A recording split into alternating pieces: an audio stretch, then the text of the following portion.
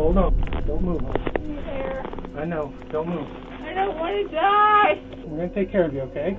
Make me alive. These were the chilling final moments of a 16-year-old child who became the third of 4 victims murdered by the very man she once called her dad.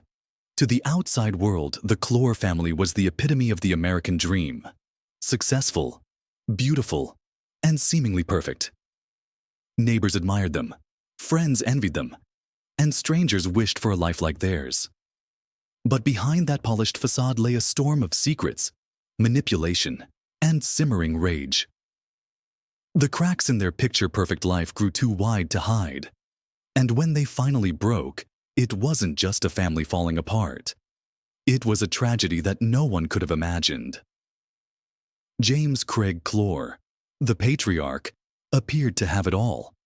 With a 6-figure salary and a stable career, he was the provider of a dream life. His wife, Karen, embodied the perfect housewife and supermom, managing the home and supporting their 3 kids, Emily, Lauren, and Sean. From straight-A report cards to local sports stardom, the Clore kids seemed to thrive under their parents' guidance. They were everything a family was supposed to be, or so it seemed. Let's rewind the clock, and you'll find the story of how this perfect family was built on sacrifices, compromises, and silent struggles.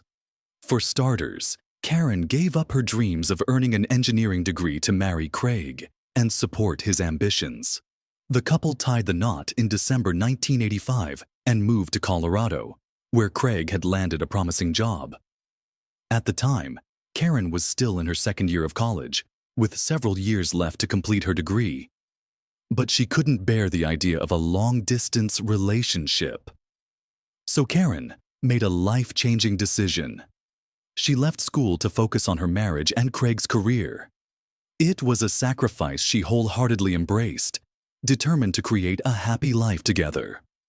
Their first major milestone came on April 8, 1991, when Karen gave birth to their eldest daughter, Emily. Life seemed picture-perfect.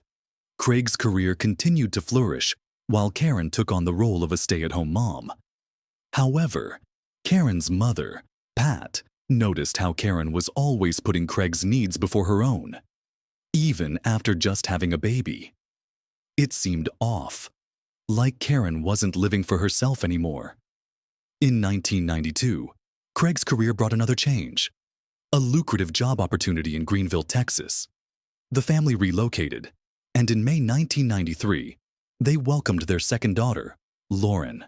By all appearances, the Clores had it all: Craig's professional success, Karen's dedication to her family, and 2 bright, thriving daughters. Emily, the firstborn, was a smart, creative, and kind kid, a pleaser, much like her mom. Emily played the drum set and sang, while Lauren played the bass and also sang. Yet beneath the surface, tensions quietly simmered.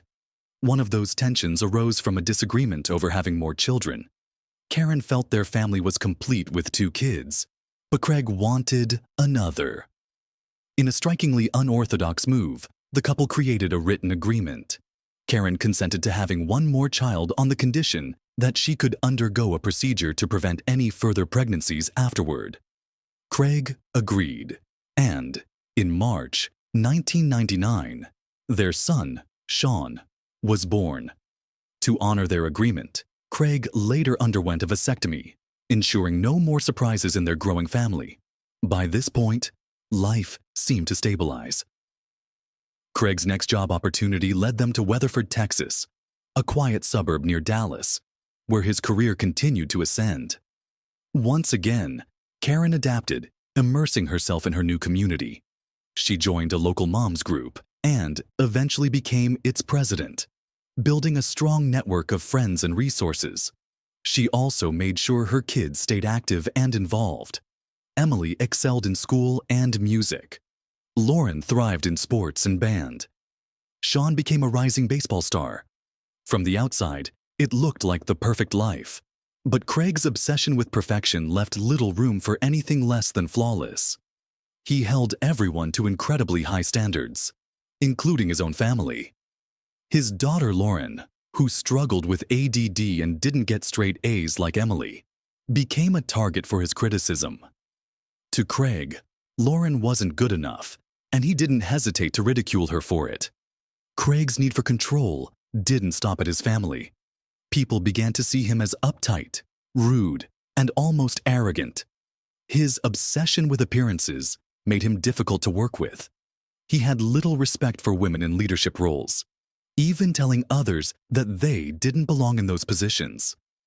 He also gained a reputation for being cheap, borrowing tools for home projects instead of buying them, tagging along to strip clubs with coworkers, and asking them to buy him dances. Despite earning a solid $180,000 a year, Craig kept a tight grip on the family's finances. Karen had a strict weekly allowance, and every time she went shopping, she had to save the receipts. Craig would scrutinize each one when he got home, blowing up in anger if he thought something was unnecessary or too expensive. But it wasn't just about money. Craig's control extended to every aspect of their life, even their sex life. Every night at 8:30 p.m., Karen had to be in bed for their routine. If she took a phone call after 8 p.m., she would whisper to her friends, apologizing and saying she had to go because Craig required her to be in the bedroom at a specific time. If she didn't do what he wanted by bedtime, she would pay for it. It became such a routine that their kids even knew not to disturb them after 8:30. Even when Karen was sick, she had to comply with Craig's demands. Refusing him was dangerous. His anger would often turn violent, and Karen knew it was easier to just give in. Things hadn't always been this way. When they first got together, Karen's life wasn't controlled so strictly, but as time went on, Craig's demands grew more extreme. He even suggested bringing a third person, specifically a woman, into their relationship, just to watch Karen and her together. Karen wasn't comfortable with this at all, but she found it difficult to say no. Desperate for some space and something of her own, Karen secretly joined a gym. She'd always enjoyed working out, and it was a way to regain some control over her life. Craig, ever controlling, refused to pay for the membership, so Karen worked odd jobs like baking cakes to fund it herself. By January 2006, she had saved enough to join Powerhouse Gym, and she quickly became a regular. Eventually, she even took on a part-time job as a personal trainer. Surprisingly, Craig didn't mind her working at the gym, but he set one condition. She had to be home by the time the kids returned from school. And just like always, Karen excelled at whatever she did then. She quickly made friends at the gym and soon developed a habit of complaining about Craig at work. She'd talk about how angry he always was, how nothing she did ever seemed good enough, and how they were constantly fighting. Their fights were so intense that sometimes one of the kids would have to intervene just to break it up. On a bad day, things would get physical, and Karen would end up with bruises to prove it. Everyone at the gym knew about her unhappiness and how she wanted out of the relationship, but Craig's control over her was suffocating. She was nearing her breaking point, and things only seemed to get worse when she met a personal trainer named Sunny. Sunny was calm and understanding, and she helped Karen open up about the darkest parts of her relationship, things she couldn't share with anyone else. Over time, Sunny and Karen became more than friends. The two grew romantically and sexually intimate. There's some speculation about how this happened. Some believe that Craig encouraged it after he had previously asked Karen to bring a third person into their relationship, while others think Karen and Sunny had already started an affair before Craig even knew about it. Regardless of how it began, their relationship evolved into a threesome. Craig even sent Sunny flirty texts, bought flowers for both women, and encouraged them to take weekend getaways.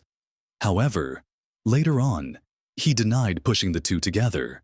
While Karen and Sunny's relationship was out in the open, Craig told a different story. He claimed that Karen was ruining their marriage. And the biggest issue was that his carefully curated image of the perfect family was crumbling. By the way, I post true crime and new cases here every day. So if that sounds like your kind of thing, please consider subscribing. It helps a lot. In 2008, Craig saw an opportunity to regain control. He was offered a job in Columbia, Missouri, that paid more than his current position, and it would separate Karen from Sonny. He accepted the job offer immediately. Karen, however, was devastated. She didn't want to leave Sonny, but also had roots in Weatherford. Her kids were involved in school activities. The girls were in a band. Sean was playing baseball. And Karen had deep ties to local volunteer groups. Still, as always, Craig's wishes prevailed. He moved to Columbia a few months before Karen, leaving her to wrap things up at home. During this time, Karen and Sonny decided to stay together long distance, though Craig had no idea. He thought it was just a temporary fling and that once he separated them, Karen would return to the obedient wife he expected her to be. When Karen eventually moved to Columbia with the kids, Craig believed everything was back to normal. He even allowed her to enroll in the University of Missouri for a health science degree and continue working as a fitness instructor. However, after her time with Sonny, Karen had experienced a taste of freedom. She wasn't satisfied with just being allowed to go to school or work. She didn't want a life where Craig felt entitled to control her every move. Once Craig realized he was losing control over his wife, Karen, he began to tighten his grip even harder. He started obsessively monitoring her every move, who she talked to, what was in her emails, where she went, and it quickly spiraled into a complete invasion of her privacy. This toxic obsession reached its breaking point in December 2008 during an old friend's New Year's Eve party in Weatherford. Neither Craig nor Karen expected Sonny to be at the party, but when they walked in, there she was, the last person Craig ever wanted to see. To make matters worse, Karen was openly flirty with Sonny. They were laughing, hugging, drinking from the same glass with 2 straws, and even getting cozy in front of everyone. At this point, Craig was furious. His jealousy and rage took over, especially because the relationship between Karen and Sonny was now completely public. In Craig's mind, it was a complete slap in the face, and the disrespect was unbearable. The anger exploded at the party, with Craig screaming at Karen and Karen screaming back. It wasn't just a private argument. It was a spectacle. Their fight became so intense that Craig, humiliated and furious, declared to the entire party that Karen was having an affair. In retaliation, Karen kissed Sonny right in front of everyone. The host, understandably uncomfortable, asked them to leave, but the drama didn't end there. The fight continued outside on the front lawn, and it soon turned physical. Craig, consumed by his anger, shoved Karen, causing her to fall and hit her head on the ground. By the morning, both of them were reeling from the fallout. Karen, despite the chaos, began to have second thoughts about the way she was pushing Craig. She told Sonny that they needed to take a break from their relationship, but Sonny wasn't having it. She told Karen that the problem wasn't with her, but with Craig. Sonny was deeply concerned for Karen's safety, especially after witnessing his violent outbursts. So, in late January 2009, Karen made the brave decision to file for divorce. She didn't leave the house immediately, but she started sleeping in a separate room. She also continued her long-distance relationship with Sonny. Craig, still obsessively controlling, kept monitoring Karen's emails and even went through her things. He found multiple greeting cards from Sonny and used that to track her every move. Each time Karen made plans to meet Sonny, Craig would follow her, trying to sabotage their time together. His jealousy knew no bounds. At work, Craig became increasingly unhinged. He would carry around a photo album, showing it off to coworkers and saying things like, "Isn't this a happy family? Why doesn't Karen want to be a happy family?" His bizarre behavior made everyone uncomfortable, but Craig didn't seem to notice or care. He was too consumed by his need to control Karen's life. The tension reached a boiling point in March 2009. After Craig gave a speech at a city council meeting, Karen, there to support him, was dragged into another heated argument. This time, Craig's anger turned physical.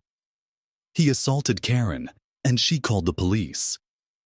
Craig was arrested for third-degree domestic assault.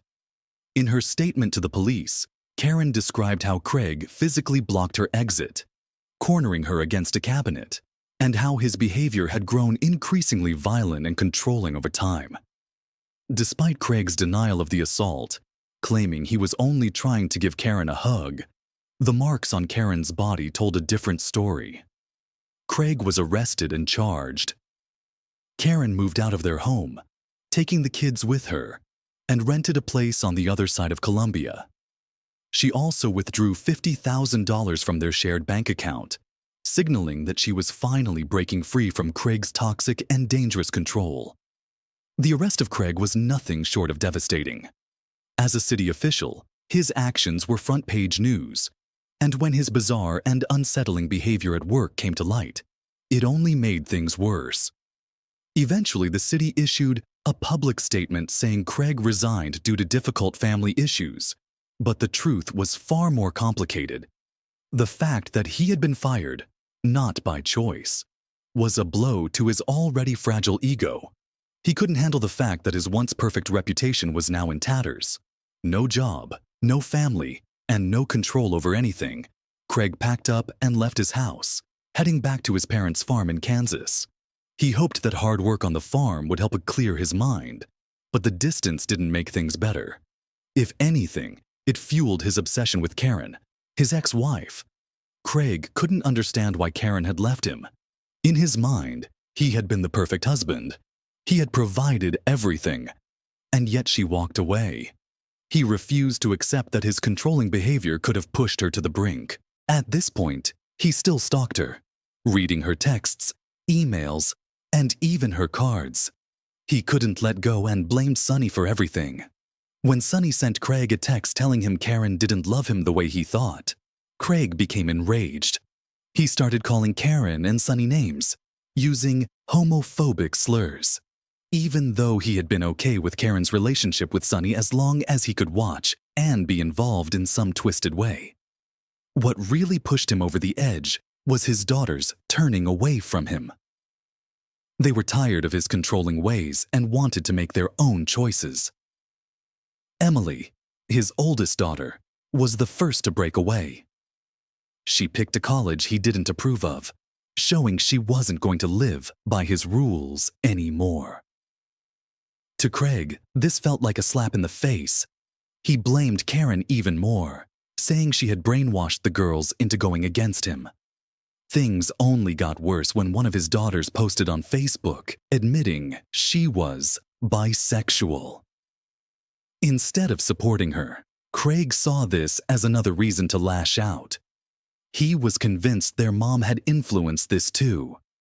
Interestingly, he started building a massive case against Karen, collecting over 3,500 pages of so-called evidence for his divorce attorney.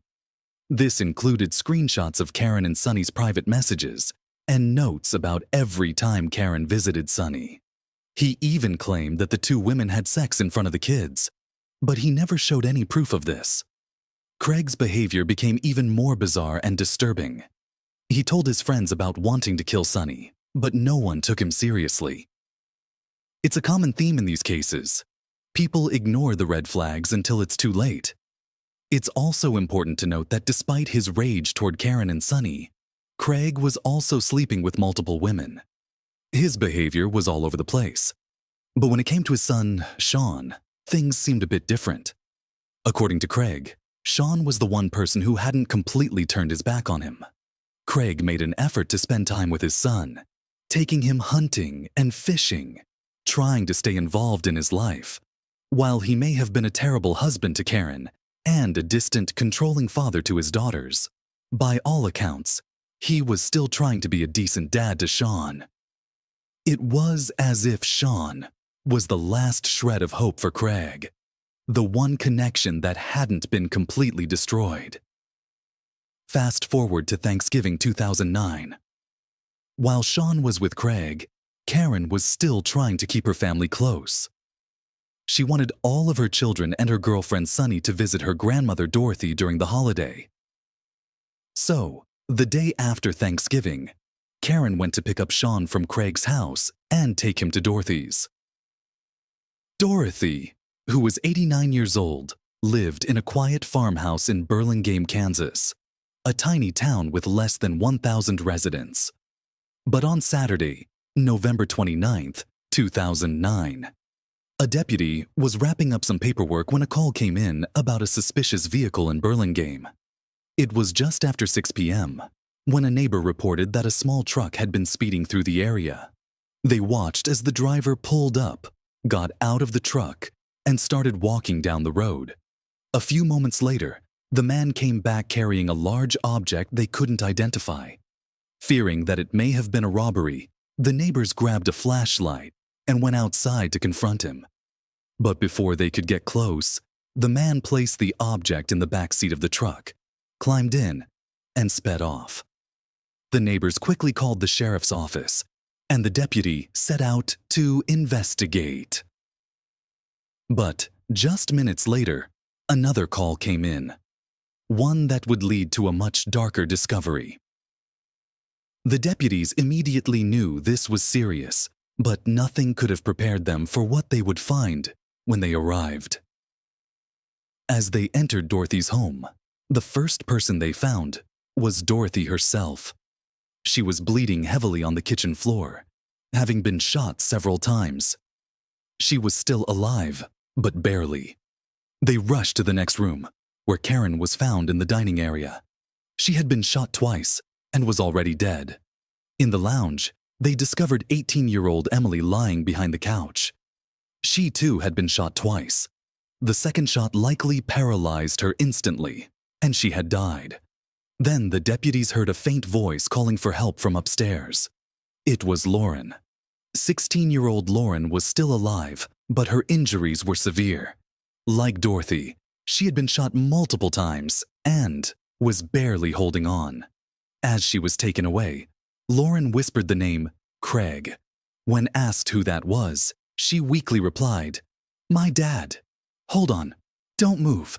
I know, don't move. I don't want to die. We're going to take care of you, okay? Stay alive." One deputy reassured her. But it didn't take long before Lauren too succumbed to her injuries and died. Dorothy, who had been fighting for her life with everything she had, followed soon after. That left the only surviving member of the family, Sean, an unwilling witness to this senseless bloodshed. According to his account, he and Karen had been sitting together, cleaning some old coins, when the nightmare began. Without warning, Craig burst through the back door, rifle in hand, and opened fire on Karen. In the chaos, Sean ran for his life, desperate to escape. He scrambled for Karen's phone to call for help, but before he could, more gunshots echoed through the house. Terrified, he knew he had to get out, so he fled, running to the neighbor next door. Understandably, a search warrant was issued immediately for Craig, and it didn't take long for the authorities to locate his car, abandoned in the middle of nowhere, eerily out of place. Inside, officers found a chilling scene. A stash of more ammunition, unopened bottles of anxiety medication, and a backpack packed with essentials such as soap, toilet paper, and canned food, as if he had been preparing for something. But Craig himself was nowhere to be found. Hours later, however, he was spotted wandering aimlessly down a deserted road, disheveled and looking lost. When he saw the officers approach, he didn't try to run. Instead, he muttered, "I'm the guy you're looking for," and was arrested without a struggle. Craig's defense team argued that his mental health issues, including depression and multiple personality disorders, pushed him to the brink. They claimed he had snapped, unable to control his actions. However, the prosecution painted a much darker picture, one of a man whose actions were chillingly premeditated. To back up their claims, they presented a crucial piece of evidence. Craig's expert psychiatrist testified that while he did suffer from depression, he still had the clear ability to plan the murders. The fact that he spared Sean's life was a key detail, demonstrating that his actions were calculated, not impulsive. 2 years after the murders, the final trial began. Sean, now 12, showed extraordinary bravery as he took the stand to recount the horrifying events with striking clarity. He described the moment he witnessed his father shoot his mother and the chaos that followed. His testimony left no doubt. Craig's actions weren't a spur-of-the-moment lapse in judgment, but the culmination of months of simmering rage and calculated intent. Sunny also took the stand, shedding light on the abusive relationship between Karen and Craig. She recounted her attempts to protect Karen from Craig's volatile behavior, revealing that he initially appeared unfazed when she and Karen began their relationship. However, his demeanor shifted drastically, becoming hostile only after Karen decided to leave him. Sunny admitted, though, that her testimony was based on memory and what she had heard from Karen, without physical evidence to back it up. After just 2 hours of deliberation, the jury reached a unanimous verdict. Craig was guilty of capital murder. His plea of insanity was rejected, leaving him to face the harshest punishments, either the death penalty or life without parole. Craig showed no emotion as he heard his fate. The execution sentence came as retribution for the shooting deaths of 4 family members. The court sentenced him for the crime of capital murder to death. James Craig Kaler opted not to speak on his own behalf and even asked if he could leave the room to avoid hearing the victim impact statements. Chief Judge Philip R. ordered him to stay. "I loved Grandma White, Karen, Emily, and Lauren very much and will miss them until the end of my days," Sean said. For many in the courtroom, justice had been served, but for Sean, the outcome was far from a relief. Now 12 years old, Sean had already endured unimaginable loss. He stood in court, his voice steady yet filled with emotion, and said, "I do not want my dad to receive the death penalty because it would be hard on my grandparents. I do not want my whole family gone." These words, spoken by a child who had witnessed so much pain, left many stunned. Despite Craig's horrific actions, Sean still saw him as a father, a man who, in his eyes, had been kind and loving to him. Craig, on the other hand, showed no regret for the lives he had taken. After his sentencing, he began writing letters to various people, including the lead prosecutor. These weren't apologies.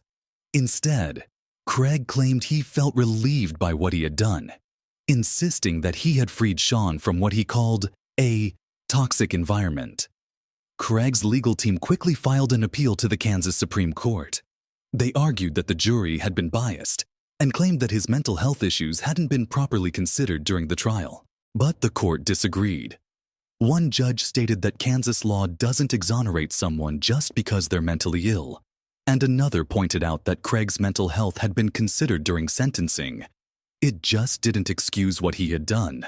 In the end, Craig's appeal was denied. His options for further legal action grew slim, leaving him to face the consequences of his choices. As of now, he remains on death row, a stark reminder of the heinous crimes he committed.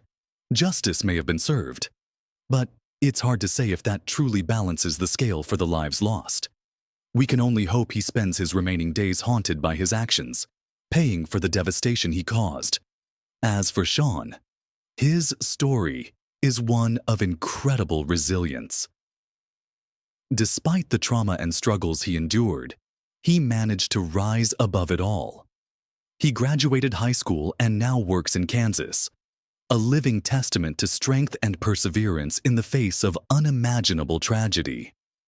His journey inspires hope, proving that even in the darkest times, there's a way forward. But what about this case sticks with you? Do you think this tragedy could have been prevented with the right intervention or support? Share your thoughts in the comments below. Let's discuss. If you like the way we create these videos and you want to help bring more cases like this to light, hit that like button and subscribe for more deep dives. Thank you once again for watching.